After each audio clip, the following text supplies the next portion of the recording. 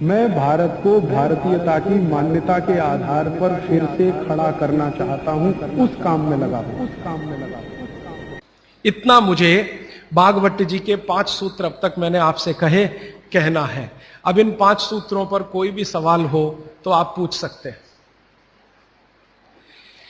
मैं आपको भागवत जी के 50 सूत्र बताऊंगा अगले 28 तक। अभी तक 5 बताए। कोई सवाल पूछना चाहें तो जी पूछिए, हाथ उठाइए। और मेरी विनती है भैया कोई उठ के ना जाए, प्लीज थोड़ी देर रुकिए। ये सवाल हो सकता है आपके भी काम के हों, जरूरी नहीं है कि जिन्होंने पूछा उन्हीं के काम के, हो सकता है आपके भी काम के। थोड़ी देर सब रुकिए प्लीज। हाँ, आप मेहरबानी करके इन 5 सूत्रों को क्रम से एक बार फिर से बता दें। हाँ, अगर कागज पेन है तो लिख लीजिए, कॉपी है तो लिख लीजिए, डायरी है तो लिख लीजिए। और मैंने आपसे कल भी कहा था, आज फिर कह रहा हूं कि नहीं लिख पाए तो भी चिंता मत करिए। ये सब सूत्रों की पुस्तकें भरपूर मात्रा में आ गई हैं। एक भाई कौन लेके आए, उनका मैं धन्यवाद देना चाहता हूं। ट्रांसपोर्ट में जाके अंजनी कुमार जी हैं, हाँ बहुत धन्यवाद आपका। ये अंजनी भाई, हमने कई पुस्तकें ट्रांसपोर्ट से भेजी थी, वो आ गई हैं, यहां पीछे हैं भरपूर मात्रा में। ये सब सूत्र उनमें विस्तार से है, मैं तो शॉर्ट में बता रहा हूं, आप वो भी ले जा सकते हैं। बाहर आज स्टॉल पर भरपूर पुस्तकें।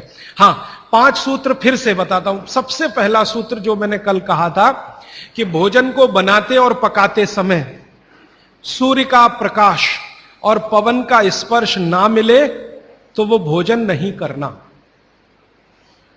अब सूर्य के प्रकाश और पवन के स्पर्श का लंबा विश्लेषण मैंने कर दिया था कि आप प्रेशर कुकर का खाना नहीं खाना, माइक्रोवेव का खाना नहीं खाना, रेफ्रिजरेटर का खाना नहीं खाना। ये दूसरा जो सूत्र था भागवत जी का कि खाना पकने के 48 मिनट के अंदर खाना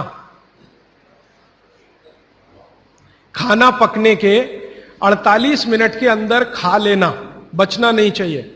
दूसरा सूत्र वो मैंने विस्तार से समझा।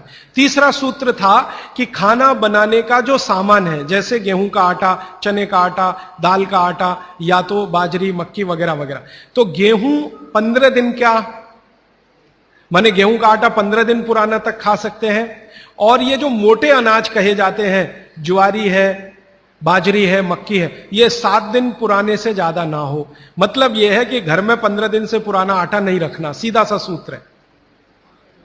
हर 15 दिन पे नया आटा आता रहना चाहिए। उतना ही आटा पिसवाइए ना जितना जरूरत है। आप चक्की लाते हैं तो बहुत अच्छा, नहीं लाते तो भी चक्की पर जो आटा पिसवा कर ला रहे हैं वो 15 दिन से ज्यादा पुराना ना, ऐसा आप अपने घर में नियम बनाएं।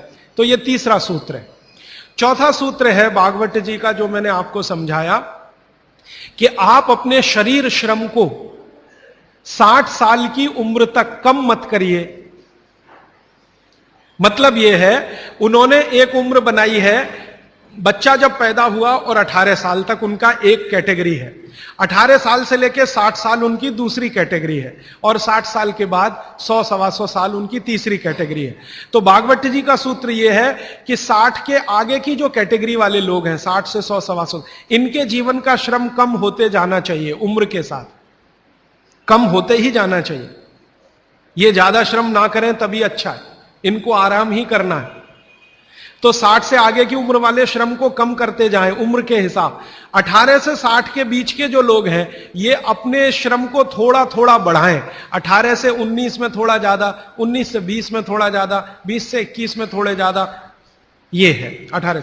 और 18 से और 1 साल वाले, माने जिनका जन्म हुआ है, और 18 साल वाले, इनके लिए उन्होंने कहा है कि इनकी उम्र जो है ज्यादा श्रम करने की वहां है जो इनको खेलने के रूप में है। आप वो माने कि श्रम है, जैसे बच्चा खेल रहा है, ये उसका श्रम है, तो आप उनको ज्यादा खेलने दीजिए। मतलब यह है कि 18 साल से कम उम्र के बच्चों को खेल कूद ज्यादा करने दीजिए, वो उनका श्रम है। 18 से 60 की उम्र में ऐसा श्रम जिससे उत्पादन भी होता हो। चक्की चलाई तो आटा बन गया, सिलबट्टा चलाया तो चटनी बन गई, माने उत्पादन कुछ ना कुछ हो। तो उत्पादक श्रम 18 से 60 के बीच में कम मत करिए, 60 के बाद इसको कम करते जाइए, और 18 से 1 साल के बीच के बच्चों को उत्पादक श्रम मत कराइए। यह है। और आखिरी सूत्र, माने आज के हिसाब से आखिरी सूत्र, कि आप अपने जीवन में तासीर का ध्यान रखिए, आबो हवा का ध्यान रखिए, वातावरण का ध्यान रखिए जहां आप रह रहे हैं। माने भौगोलिक परिस्थिति, एक शब्द में मैं अगर कहूं तो ज्योग्राफिकल कंडीशंस। तो आपकी जो आबो हवा है इसका ध्यान रखिए। इसका ध्यान कैसे रखना, मैंने आपसे उदाहरण के लिए में कहा था कि भारत गर्म देश है और कनाडा ठंडा देश है। गर्म देश के लोगों में हमेशा वात की प्रबलता रहती है, शरीर का दोष है, अब उसको क्या करेंगे। वात की प्रबलता रहे ही, पित्त और कफ आपका हमेशा कम रहेगा, इसलिए भारत के लोगों को वात के रोग सबसे ज्यादा है।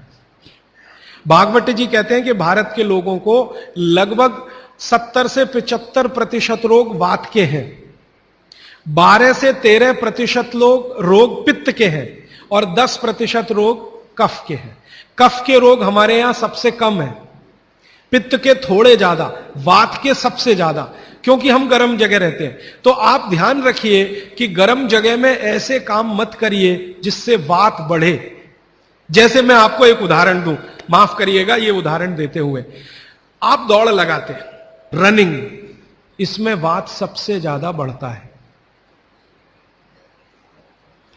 हमारे यहां आजकल एक फैशन आया, मॉर्निंग में दौड़ो। दौड़ना नहीं है, चलना है। चलने और दौड़ने में अंतर आप समझते हैं।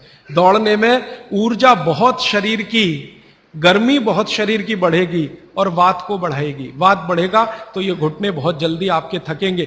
आप देख लो जितने हिंदुस्तान के रनर है ना, रनर 100 मीटर दौड़ने वाले, 200 मीटर, 35 साल के बाद किसी के घुटने काम नहीं करते, सब बैठ गए। मिल्खा सिंह को मैं मिला हूं, वो कहते हैं यार उस समय जो मैं दौड़ गया ना, अब पता चल रहा है कि उसका क्या असर। परमानेंट डैमेज हो गए हैं दोनों नी जॉइंट्स मिल्खा सिंह के। तो भारत दौड़ने वाला देश नहीं है। माने सुबह आप जाओ तो मॉर्निंग वॉक के लिए जाओ, रनिंग के लिए मत जाओ। जाओगे तो वात बढ़ेगा, बात बढ़ेगा तो तकलीफ आए। तो भागवत जी बहुत गहरी बात कह रहे हैं, जहां रहते हो वहां की आबो हवा और तासीर को ध्यान में रखो। हमारी आबो हवा गर्म है, गर्म हवा में वात बढ़ता है, ये याद रखो। तो वात बढ़े ऐसा कोई काम मत करो। और यूरोप वालों के यहां क्या है, कफ बहुत बढ़ता है क्योंकि ठंड है, ठंड में हमेशा कफ बढ़ता है। तो ठंडी लोग हैं, ठंडे देश हैं, ठंडा आबो हवा है, तो कफ बहुत बढ़ेगा। तो वो उसका ध्यान रखें जो कनाडा में रहते हैं, अमेरिका में रहते हैं, कि कफ मत बढ़ने दो। अब वात ना बढ़े हमारा, कफ ना बढ़े यूरोप और अमेरिका वालों का, तो सारी दुनिया निरोगी। पित्त जो है वो सम में वैसे भी रहता है, पित्त जो है ज्यादातर सम में ही रहता है। तो ये 5वां